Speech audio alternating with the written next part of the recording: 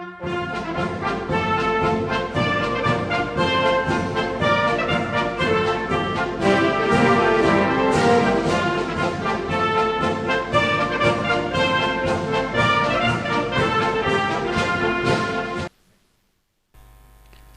formation of the Ceylon Army, the first Field Engineer Squadron, Ceylon Engineers, was raised in Diyathalava in 1951 and was commanded by Captain P.D. Ramanayak. Thus unfolds the history of the Sri Lanka Corps of Engineers. At present, the Corps of Engineers consists of 10 regular units, 1 volunteer unit and 3 independent organizations, namely the Sri Lanka School of Military Engineering, Independent Workshop, and the Explosive Ordnance Disposal Squadron. With the political hierarchy making the decision to defeat the LTTE militarily over the closure of the Mavillaru Anicut, a military strategy was formulated by the National Security Council for an all-out offensive. An offensive in which the Corps of Engineers played a crucial role together with other arms in defeating the LTTE. 5 Field Engineer Regiment provided engineer support to 2 offensive divisions, namely 5-7 and Task Force 1 in the north of Vanni, and also for 4 holding formations during the initial stage, with 1 Field and 6 Field Engineer Regiments providing engineer support to 5-3 and 5-5 divisions respectively. A series of defense lines which were heavily infested with mines and improvised explosive devices gave considerable depth to terrorist holding defense lines. The tasks assigned to engineer troops were to breach and clear gaps for infantry teams to operate and capture the defense line.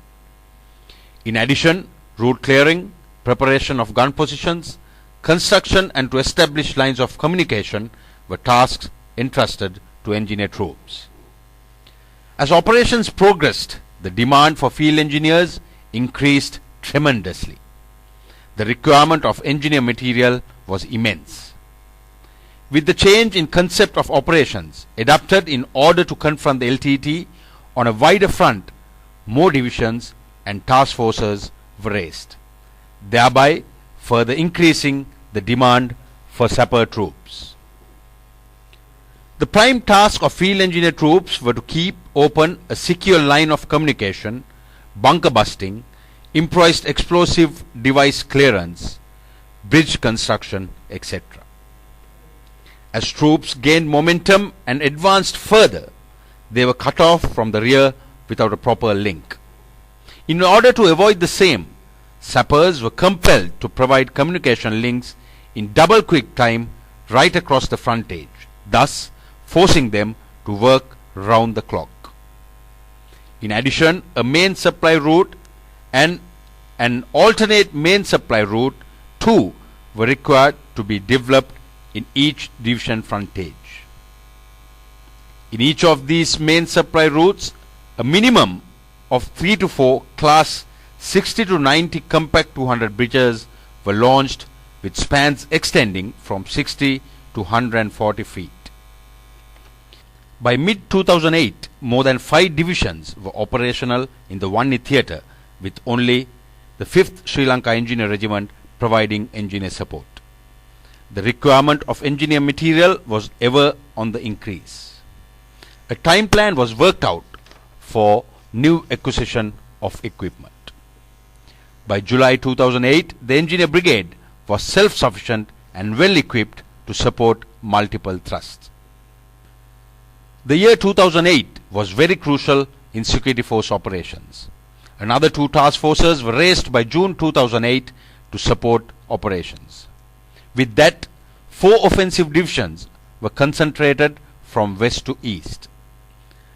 Newly raised divisions were provided with engineer support in terms of manpower and equipment. However, by September 2008, 11 Field Engineer Regiment was made fully operational and eased the burden of the 5th Field Engineer Regiment to a great extent. By July 2008, engineer troops managed to construct a 50-foot wide road parallel to the A9 extending for a distance over 40 kilometers. During the advance to Akkara and Kulam, over 12 permanent bridges were constructed by engineer troops. This facilitated 57, 61, 62 and 63 divisions to move forward after capturing Parantan town. With the liberation of Punareen, the jetty at Sangupiddi too was improved and renovated.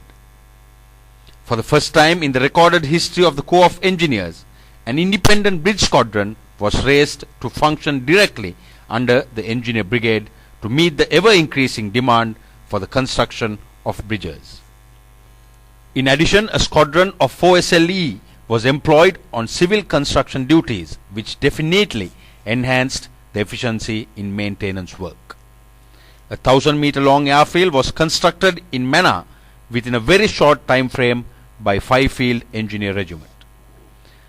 By October 2008, Engineer Brigade was supporting more than 9 offensive divisions in the Vanni theatre with 5 and 11 Field regiments. 11 Field Engineer Regiment was instrumental in providing support to capture Nayaru and Kumulamune when the move of 5-9 Division was confined only to the south of Kumulamune. The 1st and 6th Field Engineer Regiments were heavily involved in clearing the Ditchkumban constructed by the LTTE. The construction of the Trincomalee Outer Circular Road, which is considered as a national requirement, was assigned to the Corps of Engineers by the Ministry of Defence and was carried out by the 7th Field Engineer Regiment. Further, the UNESCO Heritage Development Project requested the Sri Lanka Army Engineers to construct and connect Seruavila and Somavithya historical sites. Demining to clear Batiklo and Trincomalee areas were undertaken by the 7th Field Engineer Regiment. A road was constructed connecting Velikanda and Thoppigala. A 126-meter long bridge was launched across Mahaveli River at Velikanda. This project will go into Sri Lankan history as the road constructed from Velikanda will facilitate movement to Valacheni through Thoppigala jungles, shortening the distance by approximately 80 kilometers. In spite of the reluctance on the part of the donor community to support the military directly for humanitarian mine action, the US government offered her assistance to the Sri Lanka Army in the field of humanitarian mine action. The US assisted program commenced in August 2003 and has resulted in a great improvement in every aspect of the demining activities. The Sri Lanka Army Humanitarian Demining Contingent, which is the only such organization operational in Sri Lanka possessing the capability of executing operations through internationally accepted methods, continues to be the spearhead of the National Mine Action Program. The contribution of the Sri Lanka School of Military Engineering in conducting training programs in this regard is commendable. The reconstruction work undertaken in liberated areas in view of rehabilitating captured land routes by the 9th Field Engineer Regiment was indeed a tremendous experience. The bomb disposal squadron deployed in Colombo played a pivotal role in handling improvised explosive device situations. The troops served with sheer commitment whilst risking their own lives. Their dedication and efficiency ensured round-the-clock surveillance through which many disasters were prevented. The dedication, commitment and leadership at all levels made these tasks a reality. One great principle of the engineers, foresight, by field commanders at all levels were highly evident. There is no doubt that in the regiment's 58-year-long history, the years 2007, 2008 and 2009 will be noted as an era during which the regiment displayed professionalism at its highest level with a great degree of commitment, which paved the way for the defeat of the LTTE and lived up to their motto, "UBIC," everywhere till the end. The professionalism displayed by its officers and men are highly commendable. The plant fleet, which was received by the Corps from the Sri Lankan government, is the highest ever vehicle inventory to date since its inception.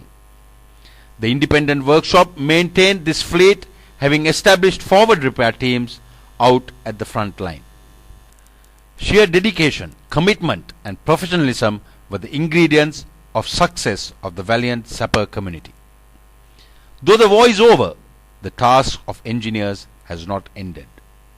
The phrase "first to battle and last to come" was well proven during the Vanni operations.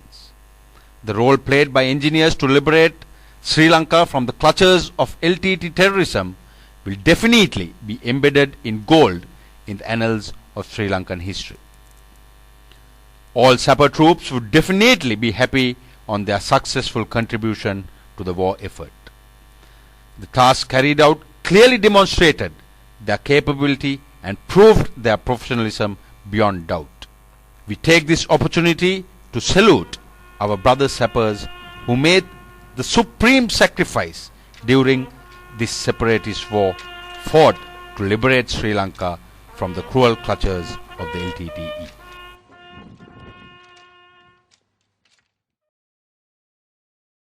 Well, you make fast, I make fast the dinghy, make fast the dinghy, make fast the dinghy. Well, you make fast, I make fast the dinghy, make fast the dinghy pontoon.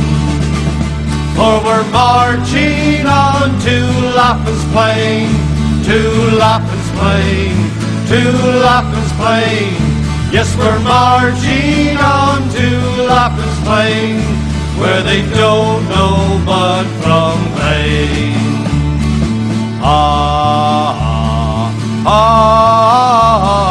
Ushta, ushta, ushta, ushta. Like a Manali picking in his cuff, Manita Sabanza hitting on the rough. Oolam da, Matavili. Oolam da, away we go. Yes, Oolam da, Matavili. Oolam da, away